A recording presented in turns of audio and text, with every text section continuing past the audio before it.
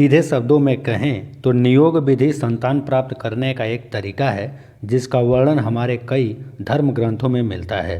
महाभारत में धृतराष्ट्र, पांडु और विदुर नियोग विधि से ही पैदा हुए थे। इनके जन्म की नियोग विधि में नियोक्ता पुरुष स्वयं श्री वेद व्यास जी थे।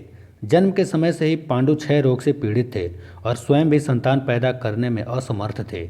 इस कारण पांचों पांडवों का जन्म भी नियोग विधि से ही हुआ था। इनके नियोग में अलग अलग देवता नियुक्त पुरुष थे। मनु स्मृति में पति द्वारा संतान उत्पन्न न होने पर या पति की अकाल मृत्यु की अवस्था में ऐसा उपाय बताया गया है। स्त्री अपने देवर अथवा समगोत्री से नियोग पद्धति से गर्भ धारण कर सकती है। यदि पति जीवित है तो वह व्यक्ति स्त्री के पति की इच्छा से केवल एक ही और विशेष परिस्थिति में 2 संतान उत्पन्न कर सकती है। इसके विपरीत आचरण प्रायश्चित के भागी होते हैं। पुराणों के अनुसार नियुक्त पुरुष तपस्वी होना चाहिए। चलिए जानते हैं नियोग प्रथा के कुछ महत्वपूर्ण नियम।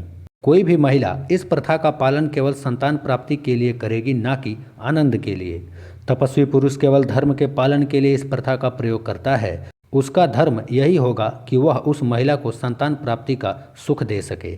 इस प्रथा से जन्मा बच्चा वैध होगा और विधिवत रूप से बच्चा पति पत्नी का होगा, नियुक्त व्यक्ति का नहीं होता है। तपस्वी पुरुष उस बच्चे के पिता होने का अधिकार नहीं मांगेगा और भविष्य में बच्चे से कोई रिश्ता भी नहीं रखेगा। इस प्रथा का दुरुपयोग न हो इसके लिए पुरुष अपने जीवन काल में केवल 3 बार नियोग का पालन कर सकता है। अगला नियम है, इस कर्म को धर्म का पालन समझा जाएगा और इस कर्म को करते समय नियुक्त पुरुष और पत्नी के मन में केवल धर्म ही होना चाहिए।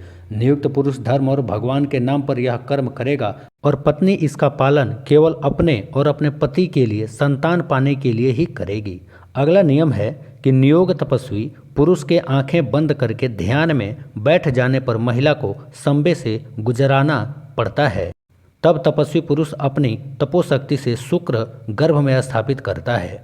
अगला नियम है कि नियोग में शरीर पर घी का लेप लगाया जाता है ताकि पत्नी और नियुक्त पुरुष के मन में वासना जागृत ना हो सके। तो नियोग विधि के कुछ ये महत्वपूर्ण नियम हैं जिनका पालन करना बहुत ही अनिवार्य है और कठिन भी है।